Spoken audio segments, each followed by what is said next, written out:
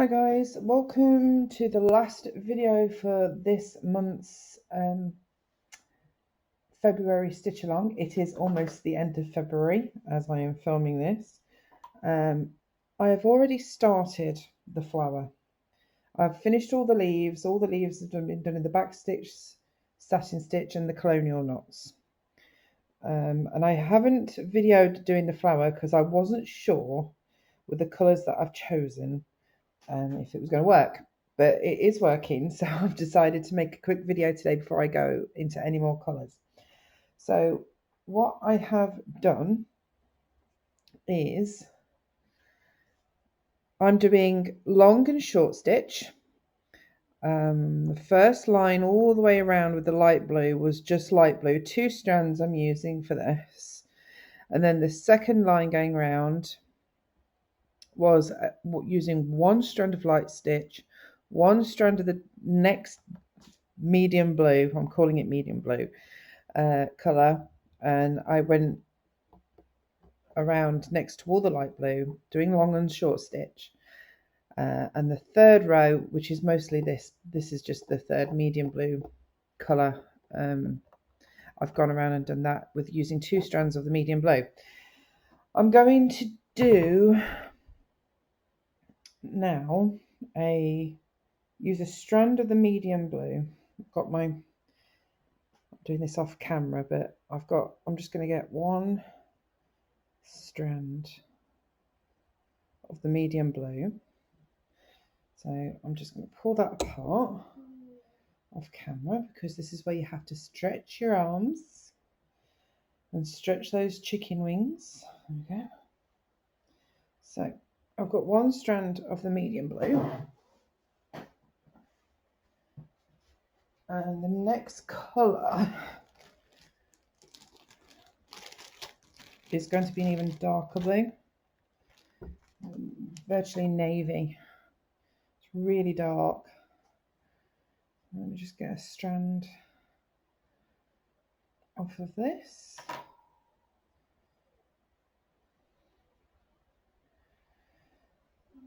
But I'd love to see your progress pictures if you would like to post them into the embroidery groups. If you go on Facebook and type in embroidery, all my groups will pop up and you'll see embroidery stitch along. Pop on there, join the club, post your pictures so that I can see your progress.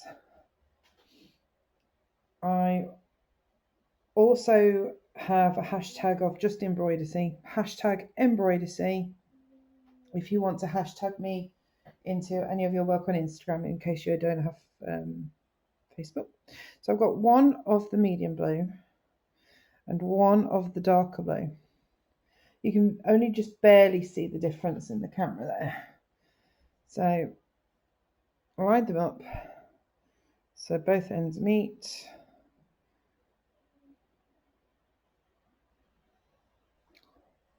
And I lick my fingers, disgusting, I know, I lick my fingers though and just give it a twiddle and a pull, twiddle and pull to get them together. And this will just give the next shaded blend, which will incorporate the medium blue and the next dark blue.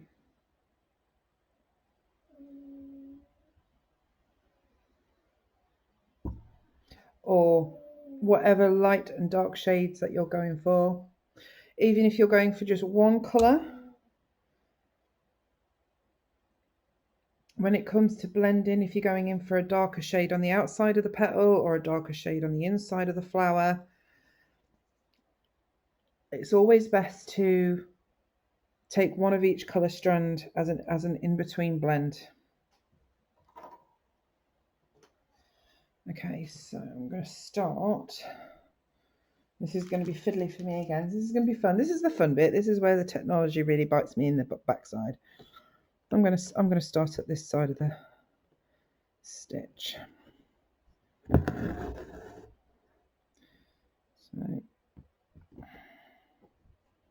So I overlay only by a couple of millimeters. I stitch into the last layer just by a couple of millimeters.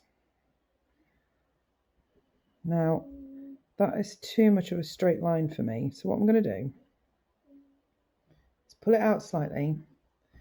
I'm going to come back up along the line to give it a slight curve so it's not so straight. Give it a pull,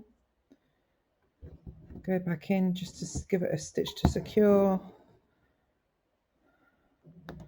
and that gives it more of a curved edge than a straight edge. Okay, so long and short. So that was a long stitch, and then I just make the next stitch a bit shorter,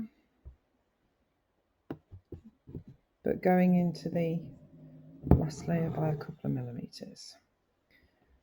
So let's see if we can just come in a bit closer. My camera will move. There we go. So the first one was the long one. Second one was a bit shorter. You can see just a couple of millimeters shorter.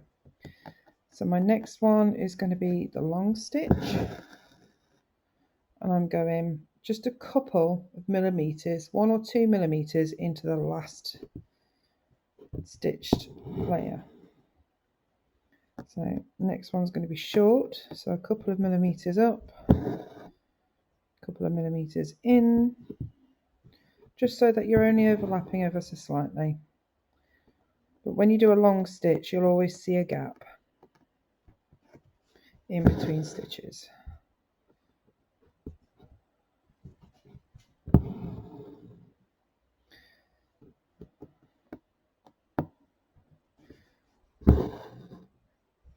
I'm hoping you can, even though I've only got one thread of the darker shade, don't know if you can see it on the camera. Yeah, you can.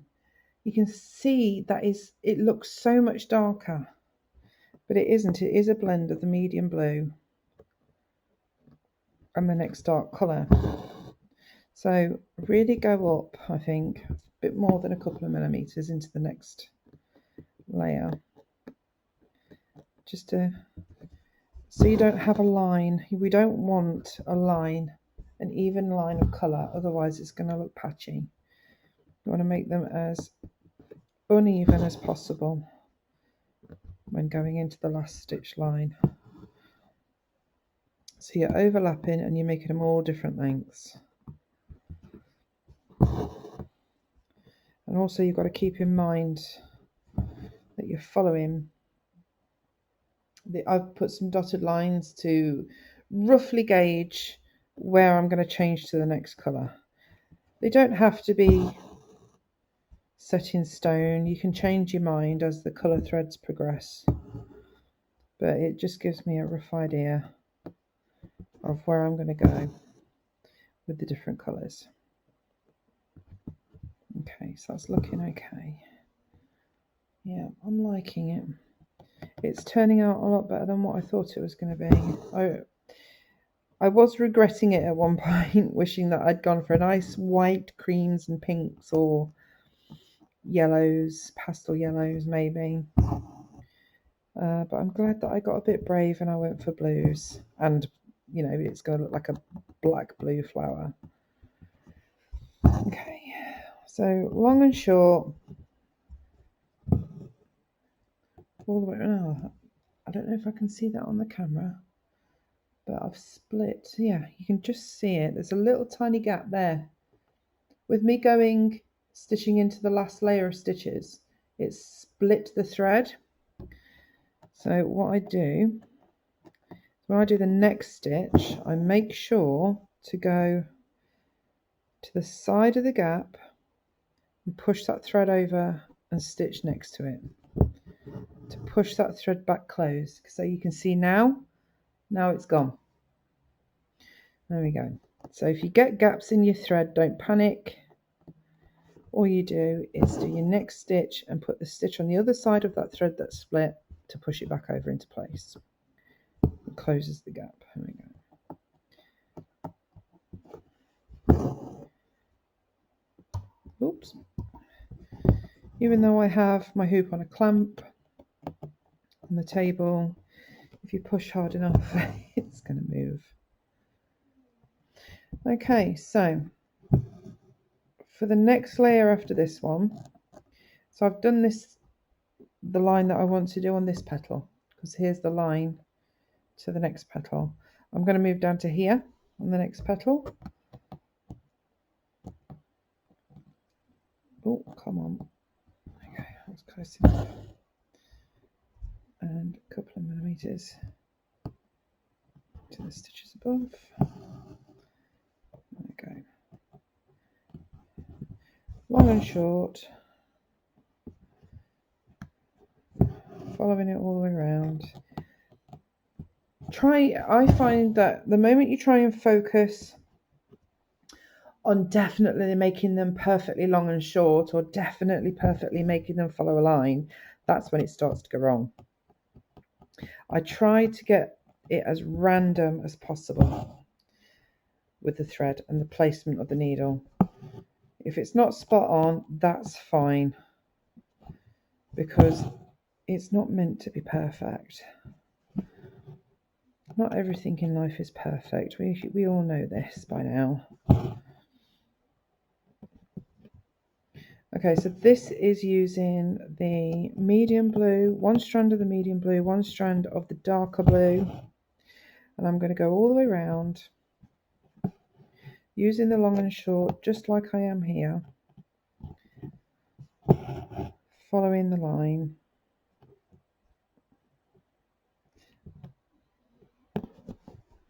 And then the next line I'll be doing after this will be 2 strands of the darker shade, both the same. And then when I go on to the next layer after that, it'll be the darker blue, 1 strand of the darker blue, 1 strand of the next darker blue, because I've got 2 more darker blues. So that would mean this is the medium blue, dark blue, then it's going to be dark blue, then it's going to be darker blue and the blue, and then it's going to be darker. So I didn't even count how many that was. It's about four more layers. Even though I split it into 4 sections, with me blending and using 1 strand of each, that's doubled it. So there's going to be 8 layers of colour, all done in long and short stitch. You don't have to do this. This is just the way I'm doing it. I like to design and make my patterns and stitch-alongs to be free to do your own stitch. If you want to do a different kind of stitch to fill in the leaf or fill in the petals, please do, because I want people to be as creative and imaginative and as daring as they can possibly be when doing any of my stitch-alongs or using any of my patterns. I design them blank, without colours and without instructions, because I believe in, when you learn embroidery, it should be free. You should be free to choose whatever colours you want, whatever stitches you feel would fit into that space. We can only suggest what you could use. I mean, back stitch, satin stitch are the most commonly used.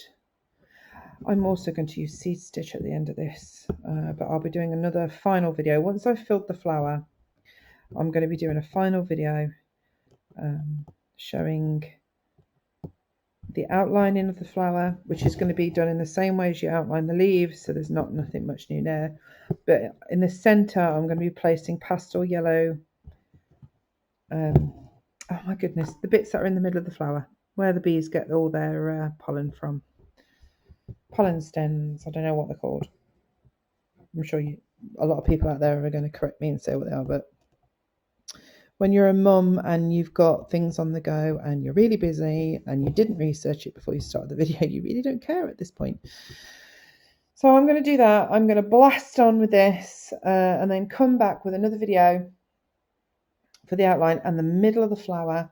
Then I'm going to do a seed stitch. I'm going to fill all the outside of the heart with a random seed stitch of white, just to give it texture.